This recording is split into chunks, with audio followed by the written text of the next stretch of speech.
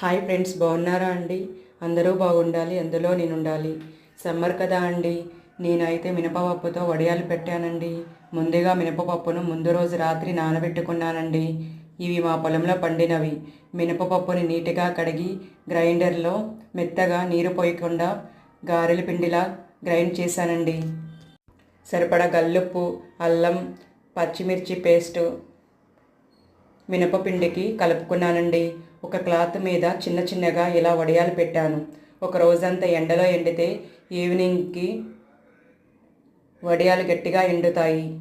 ఈ వడియాలు 3 రోజులు ఎండలో ఎండబెట్టి ఉంచుకుంటే సంవత్సరం అంతా నిల్వ ఉంటాయండి. మీరు ఇలా ట్రై చేశారా అండి? ప్లీజ్ అండి, వీడియో చూస్తున్నారు కానీ సబ్స్క్రైబ్ కూడా చేయండి, లైక్ కూడా చేయండి.